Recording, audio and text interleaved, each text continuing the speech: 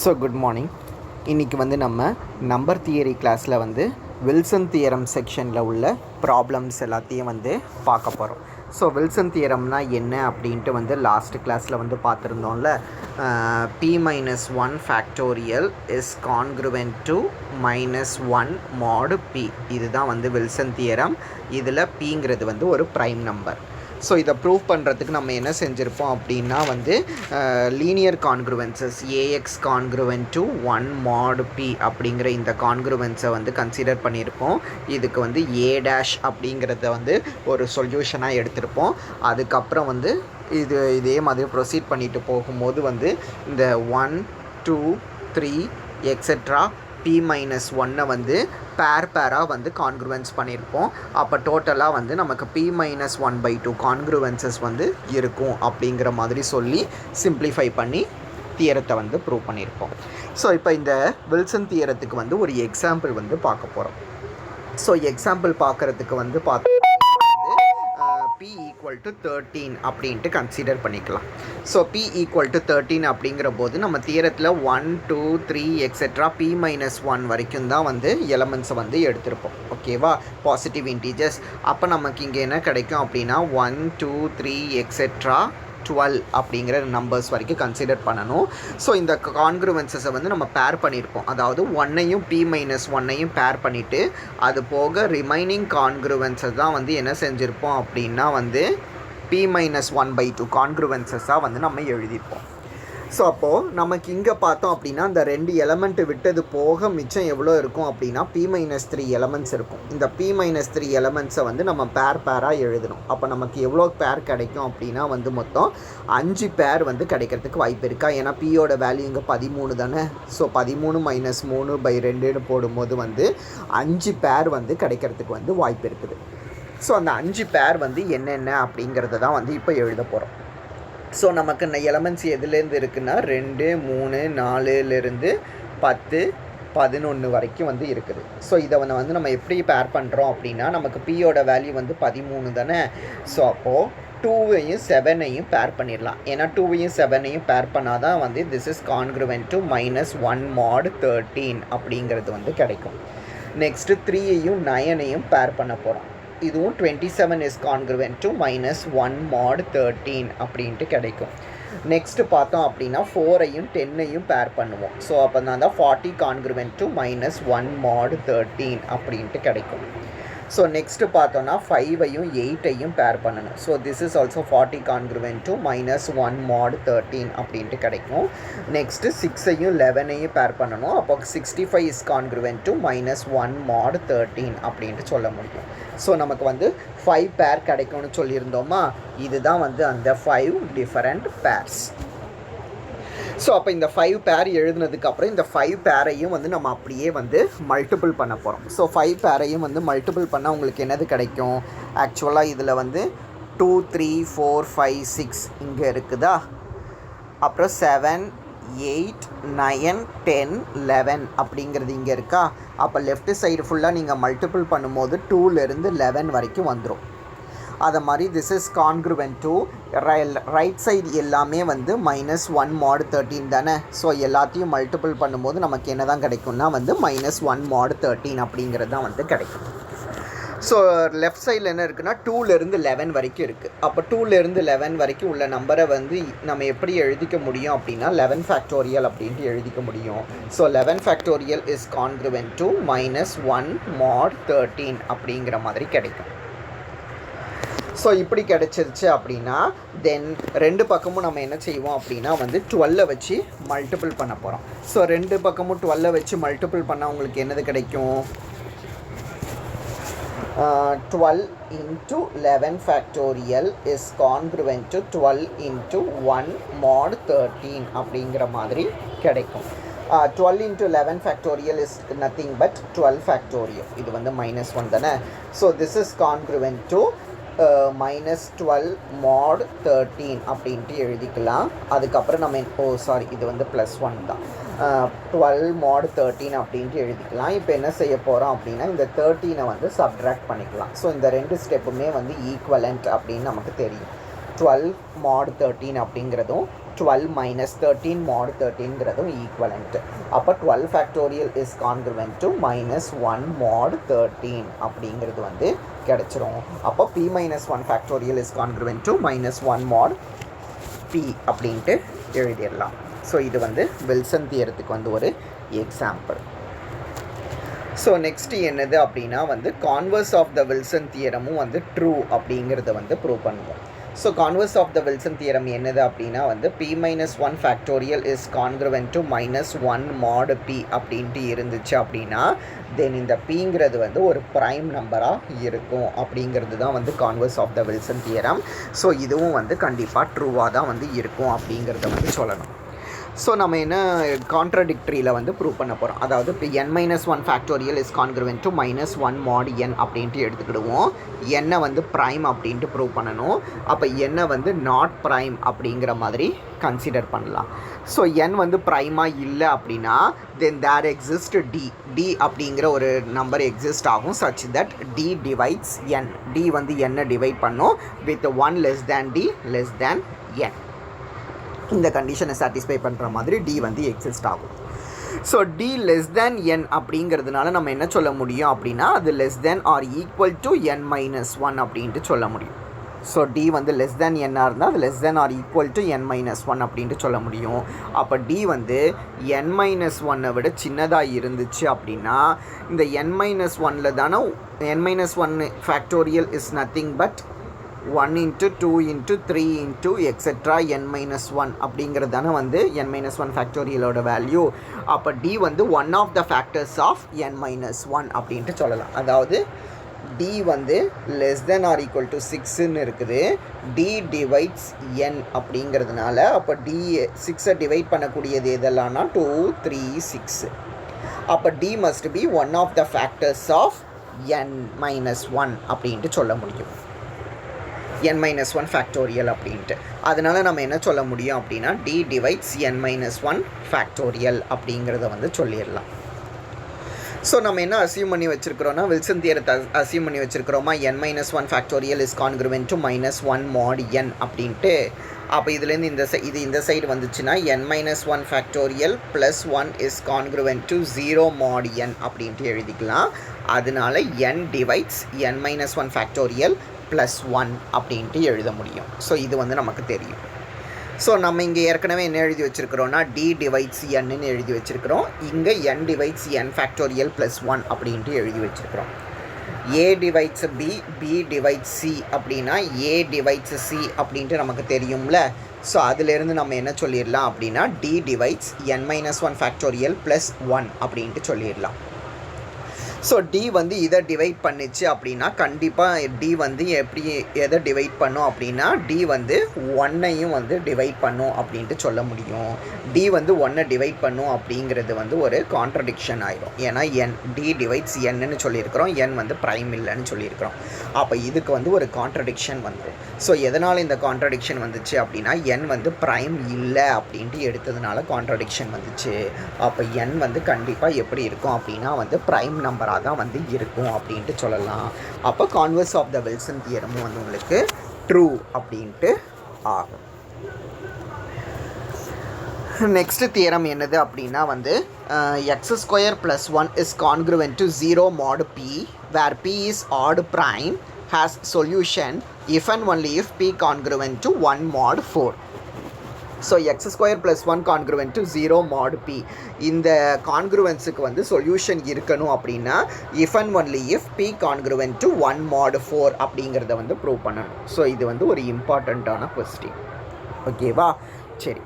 So நம்ம இப்போ என்ன எடுத்துக்கிடுவோம் அப்படின்னா ஏங்கிறது வந்து solution of x² + 1 congruent to 0 mod p அப்படின்ட்டு எழுதிக்கலாம். அதாவது நம்ம என்ன அசியூம் பண்ண போகிறோம் அப்படின்னா x² + 1 congruent to 0 mod p அப்படிங்கிறத அசியூம் பண்ணிக்கிட்டு p congruent to 1 mod 4 அப்படிங்கிறத வந்து ப்ரூவ் பண்ண போகிறோம். ஸோ இப்போது x² + 1 congruent to 0 mod pக்கு வந்து ஏங்கிறத வந்து ஒரு சொல்யூஷன் அப்படின்ட்டு எழுதிக்கலாம். ஸோ ஏங்கிறது ஒரு சொல்யூஷனாக இருந்துச்சு அப்படின்னா அப்போ a² + 1 congruent to 0 அப்படின்ட்டு எழுத முடியும். அதனால் a² congruent to -1 அப்படின்ட்டு எழுதிக்கலாம். அப்போ a² congruent to -1 mod p அப்படிங்கிறது வந்து கிடைக்கும். ஸோ இப்போ நமக்கு என்ன கொடுத்துருக்குறாங்க அப்படின்னா பிங்கிறது வந்து ஆடு ப்ரைம் அப்படின்ட்டு கொடுத்துருக்குறாங்க. ஸோ ஏங்கிறது இதுக்கு சொல்யூஷன். அப்போ கண்டிப்பாக வந்து பி டஸ் நாட் டிவைட்ஸ் ஏ அப்படிங்கிறது வந்து தெரியும். ஸோ பி வந்து ஒரு ஆடு ப்ரைம் நம்பர் அப்படிங்கிறதுனால பி வந்து கண்டிப்பாக ஏவை வந்து டிவைட் பண்ணாது அப்படின்னு நம்ம சொல்ல முடியும். ஸோ பி வந்து ஏவை டிவைட் பண்ணலை அப்படின்னா தென் நம்ம ஃபெர்மாட்ஸ் தியரத்தை வந்து அப்ளை பண்ண முடியும். ஃபெர்மாட்ஸ் தியரம் என்னது அப்படின்னா a power p minus 1 is congruent to 1 mod p அப்படிங்கிறது தான் வந்து ஃபெர்மாட்ஸ் தியரம். ஸோ அந்த ஃபெர்மாட்ஸ் தியரத்தை வந்து அப்ளை பண்ணலாம். So a power p minus 1 is congruent to 1 அப்படிங்கிறத வந்து நம்மளால் ரிவர்ஸ்லேயும் வந்து எழுத முடியும். 1 congruent to a power p minus 1 அப்படின்ட்டு. ஸோ அப்போ 1 congruent to a power p minus 1 அப்படின்ட்டு எழுதுவோம். இப்போ இந்த ஏ பவர் பி மைனஸ் 1 வந்து ரீஅரேஞ்ச் பண்ணி எழுதியிருக்கோம். எப்படின்னா a square whole power p minus 1/2 அப்படின்ட்டு. ஏ பவர் பி மைனஸ் 1 தான் a square whole power p minus 1/2 அப்படின்ட்டு எழுதியிருக்கோம். இப்போ நமக்கு என்ன தெரியும்னா ஏ ஸ்கொயர் கான்க்ருவென்ட் டு -1 அப்படின்ட்டு தெரியுமா? அப்போ இந்த ஏ ஸ்கொயர் கான்க்ருவென்ட் டு -1 அப்படின்ட்டு எழுதிக்கலாம். பவர் -1/2ங்கிறது வந்து அப்படியே இருக்கும். அப்போது a power p minus 1 is congruent to -1 power p minus 1/2 mod p அப்படிங்கிற மாதிரி கிடச்சிருக்கு. ஸோ இப்போ நம்ம என்ன ப்ரூவ் பண்ணணும் அப்படின்னா வந்து p ஈக்குவல் டு 4k + 1 அப்படிங்கிறத வந்து ப்ரூவ் பண்ணணும். சப்போஸ் அப்படி இல்லாமல் பியோட வேல்யூ வந்து 4k + 3 இருக்குது அப்படின்ட்டு எடுப்போம். ஸோ பியோட வேல்யூ வந்து 4k + 3ன்னு இருந்துச்சுன்னா இந்த -1 power p minus 1/2 mod p இதனோட வேல்யூ எதுன்னு பார்க்க போகிறோம். -1 பவர் p மைனஸ் 1/2 இதை கன்சிடர் பண்ணால் பிக்கு பதிலாக 4k + 3 போடுவோம். போட்டு சிம்பிளிஃபை பண்ணால் -1 பவர் 2k + 1 அப்படின்ட்டு வரும். பட் 2k + 1ங்கிறது வந்து ஒரு ஆட் நம்பர் அப்படின்ட்டு நமக்கு தெரியும். அப்போ -1 பவர் ஆட் எல்லாமே வந்து -1 அப்படிங்கிறதும் வந்து நமக்கு தெரியுமா?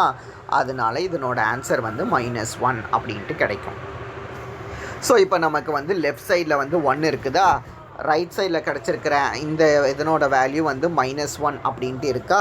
ஸோ அதை நம்ம சப்ஸ்டியூட் பண்ணோன்னா நமக்கு என்னது கிடைக்கும் அப்படின்னா 1 கான்க்ருவென்ட் டு -1 mod p அப்படின்ட்டு கிடைக்கும். பட் இது வந்து ஒரு கான்ட்ரடிக்ஷன். ஏன்னா 1 வந்து பியால் 1 டிவைட் பண்ணும்போது -1 வந்து டிவைடர் வந்து வரதுக்கு வாய்ப்பே கிடையாது. ஸோ இது வந்து ஒரு கான்ட்ரடிக்ஷன். எதனால் இந்த கான்ட்ரடிக்ஷன் வந்ததுன்னா p வந்து 4k + 3ன்னு எடுத்ததுனால கான்ட்ரடிக்ஷன் வந்துச்சு. அப்போ கண்டிப்பாக பியோட ஃபார்மேட் எப்படி தான் இருக்க முடியும் அப்படின்னா 4k + 1 அப்படின்னு தான் வந்து இருக்க முடியும். ஸோ பியோட வேல்யூ வந்து 4k + 1ன்னு இருந்துச்சுன்னா என்ன மீனிங்கு? பியை வச்சு 4kவை டிவைட் பண்ணால் கிடைக்கக்கூடிய ரிமைண்டர் 1 அப்படிங்கிற மீனிங். ஓகேவா? அப்போது mod p பியை வச்சு 4kவை டிவைட் பண்ணால் கிடைக்கக்கூடிய ரிமைண்டர் வந்து 1 அப்படிங்கிற மீனிங். ஓகேவா? ஸோ அதையே ரிவர்ஸில் எழுதும் போது நமக்கு என்ன கிடைக்கும் அப்படின்னா p கான்க்ருவென்ட் டு 1 mod 4 அப்படின்ட்டு கிடைக்கும். So x² + 1 congruent to 0 mod p அப்படின்ட்டு எடுத்துக்கிட்டு p கான்க்ருவென்ட் டு 1 mod 4 அப்படிங்கிறத வந்து ப்ரூவ் பண்ணிட்டோம். ஸோ கான்வர்ஸாக என்னது எடுக்கும் அப்படின்னா p கான்க்ருவென்ட் டு 1 mod 4 அப்படிங்கிறத எடுத்துக்கிட்டு x² + 1 congruent to -0 mod p அப்படிங்கிறத வந்து ப்ரூவ் பண்ணணும். ஸோ அதுக்கு வந்து நம்ம என்ன செய்வோம் அப்படின்னா p - 1 ஃபேக்டோரியலை வந்து கன்சிடர் பண்ணிக்கலாம். ஸோ p - 1 ஃபேக்டோரியலை வந்து நம்ம கன்வீனியன்ட்டுக்காக எப்படி எழுத முடியும்? 1 × 2 × 3 × etc. p - 2 p - 1ன்னு எழுதுவோமா p - 1 ஃபேக்டோரியலை? So இதில் தான் வந்து இன்பிட்வீனில் இந்த 2 டேர்ம்ஸ் இருக்கிற மாதிரி நம்ம கன்சிடர் பண்ணிக்கிறோம். p - 1/2 அப்படிங்கிற ஒரு டேர்மும் p + 1/2ன்னு இருக்கிற ஒரு டேர்மும் இருக்கிற மாதிரி நம்ம கன்சிடர் பண்ணிக்கலாம். ஸோ இப்போ நமக்கு என்ன தெரியும் அப்படின்னா வந்து p - 1 is congruent to -1 mod p அப்படின்ட்டு எழுதிக்கலாம்ல. ஏன்னா p congruent to 0 mod p அப்படிங்கிறது வந்து நமக்கு தெரியும். அப்போ ரெண்டு பக்கம் -1 சப்ட்ராக்ட் பண்ணோன்னா p - 1 factorial is congruent to -1 mod p அப்படின்ட்டு எழுதிக்கலாம். Similarly p - 2 factorial is congruent to -2 mod p அப்படின்ட்டு எழுதிக்கலாம். ஸோ இந்த ப்ராசஸ் இப்படியே கண்டினியூ ஆகிட்டே போச்சு அப்படின்னா நமக்கு p + 1/2 is congruent to p - 1/2 mod p அப்படின்ட்டு எழுதிக்க முடியும். ஓகேவா?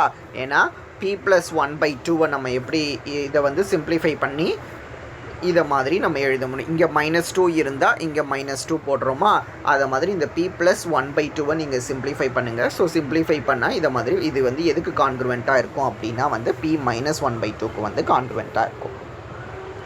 அப்போ நம்ம இதை வந்து சப்ஸ்டியூட் பண்ண போகிறோம் p - 1 ஃபேக்டோரியல். ஆக்சுவலாக p - 1 ஃபேக்டோரியல் அப்படிங்கிறது என்னதுன்னா 1 2 3 எக்ஸெட்ரா p - 1/2 ஃபஸ்ட்டு டேர்ம்ஸ் எல்லாத்தையுமே நம்ம வந்து அப்படியே வச்சுக்கலாம். ஃபஸ்ட்டு p - 1/2 டேர்ம்ஸ் அப்படியே வச்சுக்க போகிறோம். p + 1/2 டேர்ம்ஸ்லேருந்து எழுதணும். So p + 1/2 is congruent to minus of p - 1/2 அப்படின்ட்டு எழுதிக்கலாம். ஸோ இதை மாதிரி போச்சுன்னா p - 2 congruent to -2, p - 1 is congruent to -1 அப்படின்ட்டு எழுத போகிறோம். ஸோ அப்போ வந்து இதை மாதிரி வந்து கிடைக்கும். ஸோ இப்போ இதை வந்து பேராக எழுதிடலாமா. இந்த 1ம் -1ம் வந்து ஒரு பேர், 2ம் -2ம் ஒரு பேர், அடுத்த 3யும் -3யும் ஒரு பேர், அதுக்கப்புறம் இது வந்து ஒரு பேர். ஸோ இதை மாதிரி சேர்த்து நம்ம எழுதணும்னா தான் நமக்கு இந்த ஸ்டெப் வந்து கிடைக்கும். ஸோ எல்லாத்துலேருந்தும் வந்து ஒரு -1 வந்து பொதுவாக எடுக்க போகிறோம். மொத்தம் p - 1/2 டேர்ம்ஸ் வந்து இருக்குது. ஸோ மொத்தம் p - 1/2 டேர்ம்ஸ் இருக்கிறதுனால எல்லாத்துலேருந்தும் -1 பொதுவாக எடுத்தால் -1 பவர் p - 1/2 அப்படின்ட்டு எழுதிக்கலாம். அது போக ஃபஸ்ட்டு டேர்ம் 1 2 3 எக்ஸெட்ரா p - 1/2 எல்லாமே வந்து 2 இருக்கிறதுனால ஹோல் ஸ்கொயர் அப்படின்ட்டு எழுத முடியும். mod p போட்டுக்கலாம். அப்போது p - 1 factorial is congruent to -1 mod p அப்படிங்கிறது தானே வில்சன் தியரம்.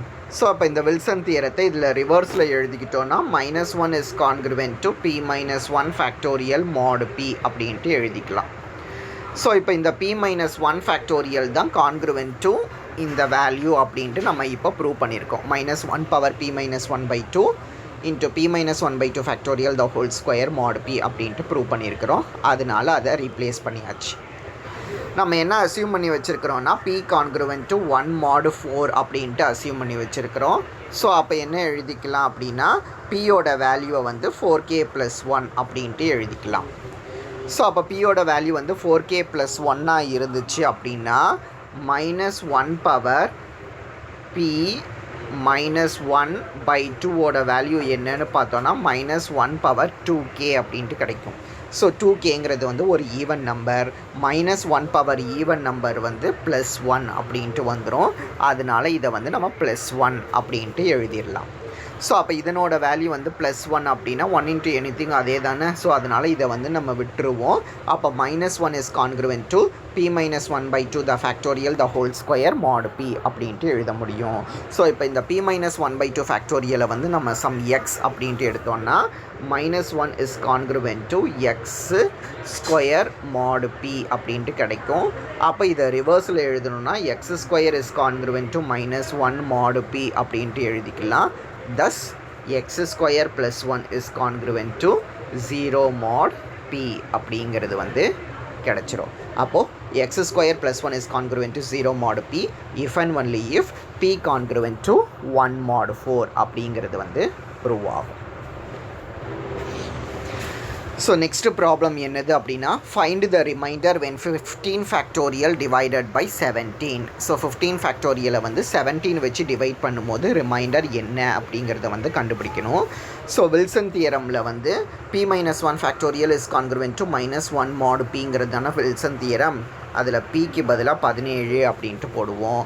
அப்போ 17 - 1 factorial is congruent to -1 mod 17 அப்படின்ட்டு கிடைக்கும். 17 - 1 is nothing but 16 factorial. அப்போ 16 factorial is congruent to -1 mod 17 அப்படின்ட்டு எழுதிக்கலாம். ஸோ இப்போ நம்ம ரைட் சைடில் மட்டும் என்ன செய்ய போகிறோம் அப்படின்னா ஒரு 17 வந்து ஆட் பண்ண போகிறோம். இது ரெண்டும் ஈக்குவல் அப்படிங்கிறது வந்து நமக்கு தெரியும்.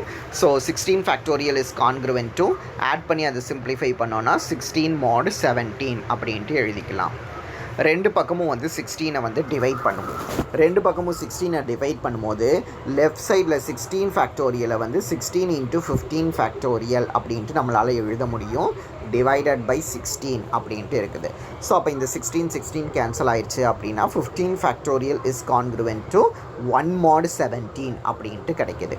அப்போது 15 ஃபேக்டோரியலை 17ஆல் டிவைட் பண்ணால் கிடைக்கக்கூடிய ரிமைண்டர் வந்து 1 அப்படிங்கிறத வந்து நம்ம ப்ரூவ் பண்ணலாம். இதுதான் வந்து இந்த தியரம் ப்ராப்ளம். நெக்ஸ்ட் ப்ராப்ளம் வந்து find the reminder when 2 into 26 factorial divided by 29. 2 into 26 factorial 29ஆல் divide பண்ணால் கிடைக்கக்கூடிய ரிமைண்டர் என்ன அப்படிங்கிறத வந்து நம்ம கண்டுபிடிக்கணும். ஸோ இதுக்கும் வந்து வில்சன் தியரம் அப்ளை பண்ணுவோம். ஸோ வில்சன் தியரம் அப்ளை பண்ணான்னா p minus 1 factorial is congruent to minus 1 mod p அப்படிங்கிறது தான் வில்சன் தியரம். அதில் pக்கு பதிலாக 29 போடுவோம். அப்போ 29 minus 1 the factorial is congruent to minus 1 mod 29 கிடைக்கும். அப்போது 28 factorial is congruent to minus 1 mod 29 அப்படிங்கிறத வந்து சொல்லிடலாம். அப்போ 28 factorial is congruent to minus 1 plus 29 mod 29 அப்படின்ட்டு எழுதிக்கிடுவோம். ஸோ இப்போ இந்த 28 factorial இருக்குல்ல, அந்த 28 factorial நம்ம எப்படி பிரித்து எழுதிடலாம் அப்படின்னா 28 into 27 factorial அப்படின்ட்டு எழுதிடலாம். ஸோ 28 into 27 factorialனு எழுதிட்டு congruent to 28 mod 29 அப்படின்ட்டு எழுதுவோம். அப்போ ரெண்டு பக்கமும் 28 கேன்சல் ஆயிடுச்சு அப்படின்னா 27 factorial is congruent to 1 mod 29 அப்படின்ட்டு எழுதிடலாம். அப்போ 27 factorial is congruent to 1 mod 29 எழுதணுன்னா again நம்ம என்ன செய்ய போகிறோம், இந்த சைடு வந்து ஒரு 29 வந்து ஆட் பண்ண போகிறோம். இது எல்லாமே நம்ம கன்வீனியன்ட்டுக்காக ஆன்சர் கொண்டுட்டு வரணுங்கிறதுக்காக செய்யக்கூடிய ஒரு ப்ரொசீஜர்ஸ் தான். ஸோ 27 factorial எப்படி பிரிச்சுக்கலான்னா வந்து 27 into 26 factorial அப்படின்ட்டு பிரித்து எழுதிக்கலாம். 29 plus 1 வந்து 30. ஸோ இப்போ என்ன செய்ய போகிறோம் அப்படின்னா ரெண்டு பக்கமும் 3 டேபிளில் வந்து டிவைட் பண்ண போகிறோம். ரெண்டு பக்கமும் 3 டேபிளில் டிவைட் பண்ணால் 27ங்கிறது வந்து 9 அப்படின்ட்டு ஆகும், 30ங்கிறது வந்து 10 அப்படின்ட்டு ஆகுமா 3 டேபிளில் டிவைட் பண்ணும்போது. ஸோ இப்படி கிடைக்கும். அப்போ 9 into 26 factorial is congruent to 10 mod 29 அப்படின்ட்டு எழுதிக்கலாம். ஸோ இப்படி எழுதியாச்சு அப்படின்னா அகைன் ரைட் சைடில் இன்னொரு ஒரு 29 வந்து நம்ம ஆட் பண்ணுவோம். அப்போ நமக்கு என்னது கிடைக்கும் அப்படின்னா 9 into 26 factorial is congruent to 29 plus 10 வந்து 39 mod 29 அப்படிங்கிற மாதிரி எழுதிக்கலாம். ஸோ இப்படி எழுதுனதுக்கு அப்புறம் என்ன செய்யணும் அப்படின்னா அகைன் 3 டேபிளில் வந்து டிவைட் பண்ணணும். அகைன் 3 டேபிளில் டிவைட் பண்ணும்போது என்னவாகும் அப்படின்னா 3 into 26 factorial is congruent to 13 mod 29 அப்படின்ட்டு கிடைக்கும். அகைன் நம்ம என்ன செய்யணும் அப்படின்னா ரைட் சைடில் வந்து ஒரு 29 வந்து ஆட் பண்ணுவோம். 29 ஆட் பண்ணும்போது நமக்கு என்ன கிடைக்கும், 3 into 26 factorial is congruent to 42 mod 29 அப்படின்ட்டு கிடைக்கும். 13 plus 29 வந்து 42. ஸோ இப்போ என்ன செய்வோம் அப்படின்னா வந்து அகைன் 3 டேபிளில் டிவைட் பண்ணுவோம். ஸோ 3 டேபிளில் டிவைட் பண்ணும்போது இது வந்து 1ன்னு ஆயிரும், இது வந்து 14 அப்படின்ட்டு ஆகும். அப்போது 26 factorial is congruent to 14 mod 29 அப்படின்ட்டு எழுதிக்கலாம். இப்போது நம்ம ப்ரூவ் பண்ண வேண்டியதில் 2 into 26 factorial அப்படின்ட்டு இருக்குது. அப்போ ரெண்டு பக்கமும் 2ஆல் மல்டிபிள் பண்ணுவோம். அப்போ 2 into 26 factorial is congruent to 28 mod 29 அப்படின்ட்டு கிடைக்கும். அதனால் 28 தான் வந்து ரிமைண்டர் அப்படின்ட்டு சொல்லலாம். ஸோ நமக்கு வந்து 28 factorial அப்படின்ட்டு ஸ்டார்டிங்கில் இருந்தது. இதை 2 into 26 factorialனு கொண்டுட்டு வரணுங்கிறதுக்காக தான் வந்து இத்தனை ப்ரொசீஜர் வந்து செஞ்சுருக்குறோம். ஒவ்வொரு ஸ்டெப்லேயுமே வந்து ஒரு 29 ஆட் பண்ணி ரெண்டு பக்கமும் வந்து 3ஆல் டிவைட் பண்ணி அதை சிம்ப்ளிஃபை பண்ணுறதுக்கு தான் இவ்வளோ ப்ரொசீஜர். ஸோ நெக்ஸ்ட் ப்ராப்ளம் என்னது அப்படின்னா prove that 18 factorial is congruent to minus 1 mod 437 அப்படிங்கிறத வந்து ப்ரூவ் பண்ணணும். ஸோ இது வந்து ஒரு இம்பார்ட்டண்ட் யூனிவர்சிட்டி கொஸ்டின். 8 மார்க்லையும் கேட்பாங்க, 5 மார்க்லையும் கேட்பாங்க. 18 factorial is congruent to minus 1 mod 437. So இப்போ இந்த 437 அப்படிங்கிற நம்பரை வந்து நம்ம எப்படி ஃபேக்டரைஸ் பண்ண முடியும் அப்படின்னா 19 into 23 அப்படின்ட்டு ஃபேக்டரைஸ் பண்ண முடியும்.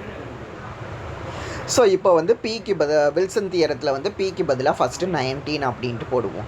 பிக்கு பதிலாக 19 போடும்போது நமக்கு இந்த மாதிரி கிடைக்கும். therefore 18 factorial is congruent to minus 1 mod 19 அப்படின்ட்டு இதுலேருந்து எழுதிடலாம். ஸோ நம்ம ப்ரூவ் பண்ண வேண்டியது 18 factorial is congruent to minus 1 mod 437 தானே ப்ரூவ் பண்ணணும். ஸோ நம்ம என்ன ப்ரூவ் பண்ணால் போதும் அப்படின்னா அப்போது 18 factorial is congruent to minus 1 mod 23 அப்படிங்கிறத வந்து ப்ரூவ் பண்ணால் போதும். இது ரெண்டும் கம்பைண்ட் ஆகி நமக்கு வந்து ரிசல்ட்டை வந்து கொடுத்துரும். ஸோ சப்போஸ் பியோட வேல்யூ வந்து 23 அப்படின்ட்டு இருந்தால் வில்சன் தியரம் படி என்ன எழுத முடியும் அப்படின்னா 23 - 1 factorial is congruent to -1 mod 23 அப்படின்ட்டு எழுதலாம். அப்போ 22 factorial is congruent to -1 mod 23 அப்படின்ட்டு கிடைக்கும். ஸோ இந்த 2 ஃபேக்டோரியலை தான் எப்படி பிரித்து எழுதுகிறோம் அப்படின்னா 22 × 21 ஃபேக்டோரியல் அப்படின்ட்டு பிரித்து எழுதுகிறோம். ரைட் சைடில் வந்து ஒரு 23யை வந்து ஆட் பண்ணிக்கலாம். 23 - 1 இஸ் நத்திங் பட் 22 அப்படின்ட்டு கிடைக்கும். அப்போ ரெண்டு பக்கமும் 22 கேன்சல் ஆயிடுச்சுன்னா 21 factorial is congruent to 1 mod 23 அப்படிங்கிறது வந்து எழுதிட முடியும். ஸோ அப்போ 21 factorial is congruent to 1 mod 23ன்னு எழுதுனா ரெண்டு பக்கமும் இந்த ரைட் சைடில் அகைன் ஒரு 23யை வந்து நம்ம இப்போ ஆட் பண்ண போகிறோம். அது மாதிரி லெஃப்ட் சைடில் வந்து 21 ஃபேக்டோரியலை வந்து 21 × 20 ஃபேக்டோரியல் அப்படின்ட்டு எழுதலாம். This is equal to 24 mod 23. ரெண்டு பக்கமும் நம்ம இப்போ என்ன செய்ய போகிறோம் அப்படின்னா வந்து 3 டேபிளில் வந்து டிவைட் பண்ணலாம். ஸோ ரெண்டு பக்கமும் 3 டேபிளில் டிவைட் பண்ணும்போது நமக்கு என்ன கிடைக்கும் அப்படின்னா 7 × 20 factorial is congruent to 8 mod 23 அப்படிங்கிறது வந்து கிடைக்கும். அகைன் இந்த 20 ஃபேக்டோரியலை வந்து 20 × 19 ஃபேக்டோரியல் அப்படின்ட்டு பிரித்து எழுதிடுவோம். பிரித்து எழுதுனா ரைட் சைடில் அதே 8 mod 23 அப்படிங்கிறது இருக்கட்டும். ரெண்டு பக்கமும் வந்து 4 டேபிளில் டிவைட் பண்ணலாம். ரெண்டு பக்கமும் 4 டேபிளில் டிவைட் பண்ணோம் அப்படின்னா 20ங்கிறது வந்து 5ன்னு ஆகும், 8ங்கிறது வந்து 2 அப்படின்ட்டு ஆகும். அப்போ 7 × 5 × 19 factorial is congruent to 2 mod 23 அப்படிங்கிறது வந்து கிடைக்கும். ஸோ இப்படி கிடச்சிதுன்னா அகைன் ரைட் சைடில் வந்து ஒரு 23 ஆட் பண்ணுவோம். அப்போ 23 + 2ங்கிறது வந்து 25 அப்படின்ட்டு கிடைக்கும். இப்போ லெஃப்ட் சைடில் ஏற்கனவே 7 × 19 ஃபேக்டோரியல் × 5ன்னு இருக்கா, ரெண்டு பக்கமும் 5 டேபிளில் டிவைட் பண்ணுவோம். அப்போ 7 × 19 factorial is congruent to 5 mod 23 அப்படின்ட்டு எழுதிக்கலாம். ஸோ இப்படி எழுதியாச்சு அப்படின்னா அகைன் ரைட் சைடில் என்ன செய்ய போகிறோம் அப்படின்னா ஒரு 23யை வந்து ஆட் பண்ண போகிறோம். ஸோ 23 ஆட் பண்ணால் 23 + 5 வந்து 28 அப்படின்ட்டு கிடைக்கும். அப்போ 7 × 19 × 18 ஃபேக்டோரியல் இஸ் கான்க்ருவென்ட் டு 28 அப்படின்ட்டு கிடச்சிருக்குது. இப்போ 19 ஃபேக்டோரியலை வந்து 19 × 18 ஃபேக்டோரியல் அப்படின்ட்டு எழுதிக்கலாம். So 19 × 18 factorial is congruent to again 7 டேபிளில் நம்ம டிவைட் பண்ணிட்டோம் அப்படின்னா 4 mod 23 அப்படிங்கிறது வந்து கிடச்சிரும். ஸோ நெக்ஸ்ட்டு என்ன செய்ய போகிறோம் அப்படின்னா ஒரு 23யை சப்ட்ராக்ட் பண்ண போகிறோம். நம்ம ஆட் பண்ணதை சப்ட்ராக்ட் பண்ண போகிறோம். ஓகேவா? ஸோ சப்ட்ராக்ட் பண்ணோன்னா 4 - 23 இஸ் நத்திங் பட் -19. ஏற்கனவே இந்த சைடு ஒரு 19 இருக்குது. ஸோ 19 கேன்சல் ஆயிடுச்சு அப்படின்னா 18 factorial is congruent to -1 mod 23 அப்படிங்கிறத வந்து சொல்லிடலாம். அப்போ 18 ஃபேக்டோரியல் வந்து -1 mod 19க்கும் கான்க்ருவெண்ட்டாக இருக்குது, 1 mod 23க்கும் கான்க்ருவெண்ட்டாக இருக்குங்கிறதுனால இதனோட ப்ராடக்ட்டுக்கும் வந்து அது கான்க்ருவெண்ட்டாக இருக்கும். அப்போ 18 factorial is congruent to -1 mod 437 அப்படிங்கிறத வந்து நம்ம சொல்லிடலாம். ஸோ இதுதான் வந்து இந்த ப்ராப்ளம். ஸோ இந்த ப்ராப்ளம் வரைக்கும் இன்றைக்கி கிளாஸில் வந்து பாருங்கள்.